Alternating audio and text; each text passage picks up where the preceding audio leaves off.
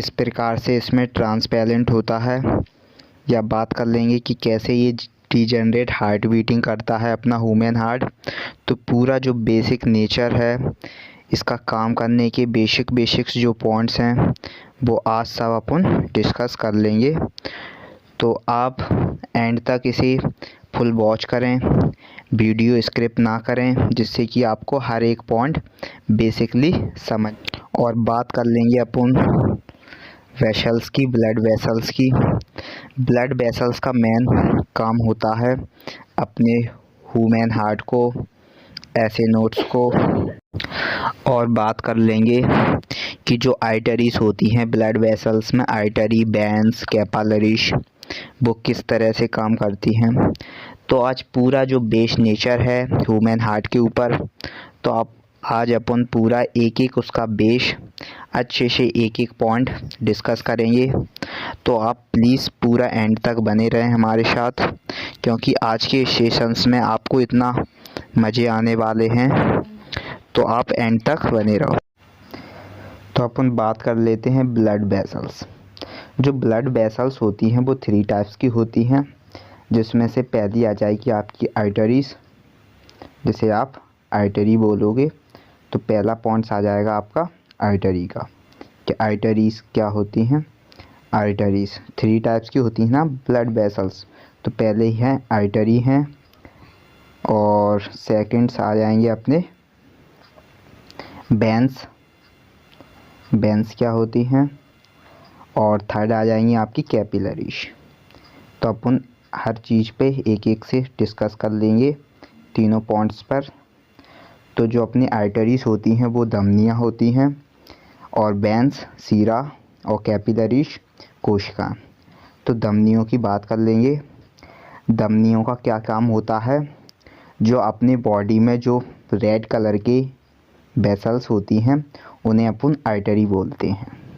ये red colour की जो वेसल्स होती हैं इन्हें अपन आर्टरी बोलते हैं, धमनियाँ।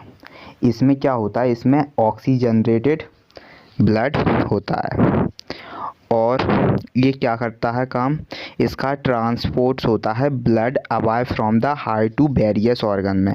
हमारे हार्ट से ब्लड ले जाके हमारे हर ऑर्गन तक एक एक, जैसे उंगली है, उंगली के लास्ट कोने तक पहुंचाता है क्या, आर्टरी। और इसमें कैरी प्योर और ऑक्सीजनरेटेड ब्लड होता है, जिसे अपन पल्मोनरी आर्टरी भी बोलते हैं। रेड आर्टरीज को अपन पल्मोनरी आर्टरी बोलते हैं। अब बात कर लेंगे अपन वेन्स की। वेन्स क्या होते हैं, वेन्स होती हैं शिराएं। इसमें भी आर्टरी जैसा ही काम हो रहा है, लेकिन इसमें बस ऑक्सीजनरेटेड ब्लड होता है, और इसका ट्रांसपोर्ट होता है जो ब्लड को टू द हार्ट तक फ्रॉम वेरियस ऑर्गन से। इसका काम होता है अपने जो सारे ऑर्गन से ब्लड का ले आना, हार्ट तक ब्लड को पहुंचाना, सारे ऑर्गन से हार्ट तक ले आती है वेन्स। और आर्टरीज ब्लड को ले जाती है, मतलब आर्टरीज का काम होता है कि ब्लड को हर एक उस ऑर्गन तक पहुंचाया जाए जहां तक ब्लड को ज़रूरत है। और वेन का काम होता है कि हर ऑर्गन से खून वापस लाएं, ब्लड को वापस ले आएँ, डीजनरेटेड जो ब्लड है उसे वापस ले आएँ हार्ट तक। और वेन्स में कैरी इम्प्योर ब्लड होता है, जिसे अपन पल्मोनरी वेन्स भी बोलते हैं। अब बात कर लेते हैं कैपिलरीज की, कि कैपिलरीज कैसी होती हैं। कैपिलरीज स्मॉल वेसल्स होती हैं, और ये ट्रांसपोर्ट ब्लड करती हैं, ब्लड का भी ट्रांसपोर्ट ये भी करती हैं, लेकिन ये आर्टरी और वेन्स में करती हैं। इन दोनों का काम था कि हार्ट तक करना, लेकिन कैपिलरीज का क्या काम है कि आर्टरी और वेन तक खून को क्या करना है, ट्रांसपोर्ट करना है। तो अपन ने तीनों चीज़ें समझ ली हैं। अब अपन एक चीज़ और समझ लेते हैं कि जो अपना आरबीसीज होती हैं, रेड ब्लड सेल्स होती हैं, वो उनका क्या काम होते हैं और वो किस प्रकार होती हैं। बात कर लेंगे आरबीसी की। आरबीसीज क्या होती हैं, red blood cells. Red blood cells होती हैं, मतलब लाल कलर के जो सेल्स होते हैं उन्हें आरबीसीज कहते हैं। ओके। अब आरबीसी जो रेड कलर की आपको ब्लड होता है कि खून लाल क्यों होता है, तो उसमें जो प्लाज्मा होता है जो आपको इस तरह बूंद में होता है, इसे प्लाज्मा कहते हैं। ये 55% होता है। और जो वाइट ब्लड सेल्स होती हैं उसमें प्लेटलेट्स भी होती हैं, प्लेट्स भी होती हैं और डब्ल्यूबीसी भी होती हैं। ओके। और आरबीसी जो होती हैं वो 41% होती हैं, जिन्हें अपन आरबीसी कहते हैं। तो जो अपने खून में जितने भी कीटाणु होते हैं वो वाइट ब्लड सेल्स के होते हैं और उन्हें अपन प्लेटलेट्स कहते हैं। तो रेड ब्लड सेल्स का जो आरबीसी लाइफ स्पैन है आरबीसी का, वो 120 डेज का होता है। मतलब अपने जो आरबीसी रेड ब्लड सेल्स 120 दिन के अंदर मतलब वो एंड हो जाती हैं और ब्रेक डाउन हो जाती हैं और फिर से नई तैयार हो जाती हैं और न्यू तैयार हो जाती हैं। ओके। तो उनका जो डिवीज़न है वो किस में फूटती हैं, वो किस में ब्रेक डाउन करती हैं और फिर से जो नए बन के आते हैं, तो वो अपन बात करेंगे ब्लड सेल्स के ऊपर।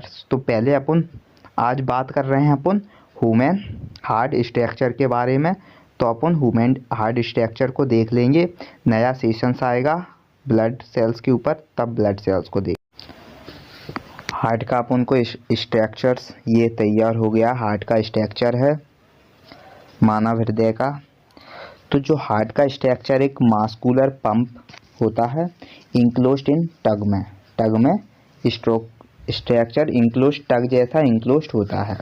इसमें 2 लेयर होती हैं जो कनेक्टिव होती हैं टिश्यू सैक में, जिसे अपन पेरिकार्डियम कहते हैं। क्या बोलते हैं? पेरिकार्डियम कहते हैं। जो ह्यूमन हार्ट का जो साइज होता है, ह्यूमन हार्ट का वो साइज होता है वो 12 × 9 सेंटीमीटर का साइज का होता है ह्यूमन हार्ट। और इसका जो वेट होता है, वजन, वो 300 ग्राम होता है। इसका जो ह्यूमन हार्ट का जो वेट होता है वो 300 ग्राम होता है और ये साइज होता है। ओके। और ये ह्यूमन हार्ट 4 चैम्बर्स होते हैं, इसके 4 चैम्बर्स होते हैं। आपको दिख रहे होंगे 4 चैम्बर्स, 2 ये ऊपर के हैं, 2 नीचे के हैं। ऊपर के चैम्बर्स को कहते हैं अपर स्मॉल यूरिकल्स, क्योंकि ये छोटे होते हैं इसलिए अपन स्मॉल यूरिकल्स कहते हैं। और नीचे के बड़े होते हैं तो इसे अपन लार्ज वेंट्रिकल्स कहते हैं। लेकिन ये 2 नीचे ही होते हैं और 2 ऊपर होते हैं। अब बात कर लेंगे कि जो राइट कलर का यूरिकल है, जो राइट कलर का यूरिकल है, ये रिसीव करता है 2 लार्ज वेन में। 2 बड़ी सी लार्ज वेन हैं जिन्हें अपन लार्ज वेन आप समझ रहे होंगे। लार्ज वेन्स सीराएँ होती हैं, बड़ी सी 2 सीराओं में ये रिसीव करते हैं, जिसे अपन सुपीरियर वेना कोवा बोलते हैं और इन्फेरियर वेना कोवा भी कहते हैं। अब जो राइट यूरिकल्स है वो कहाँ ओपन होती है? राइट वेंट्रिकल्स में। कहाँ ओपन हो रही है? ये अपनी राइट वेंट्रिकल्स में ओपन हो रही है। और ये किसके थ्रू ओपन हुई है? ट्री कॉस्फाइड बल्ब के थ्रू। ट्री कॉस्फाइड बल्ब के थ्रू। अब अपन बात कर लेंगे कि जो राइट वेंट्रिकल है, राइट वेंट्रिकल के बारे में कर लेंगे कि जो राइट वेंट्रिकल है, नीचे की को वेंट्रिकल्स कहते हैं। तो जो राइट वेंट्रिकल है वो क्या होती है, वो कहाँ पर बंद होती है? लार्ज ब्लड वेसल्स पर। तो बड़ी जो वेसल्स हैं, जो अपनी राइट ब्लड वेसल्स है, लार्ज ब्लड वेसल्स है, वहाँ पर ये बंद होती हैं। और ये कैरी कैसी करती हैं? Deoxygenated bloods. और ये क्या कैरी करती हैं? डीऑक्सीजनेटेड ब्लड, वो भी लंग्स के, लंग्स यकृत, लंग्स फेफड़े। तो जो अपना, तो इसमें जो ब्लड वेसल्स होती हैं वो गाइडेड बाय सेमीलूनर बल्ब में होती हैं और किससे प्रिवेंट करती हैं?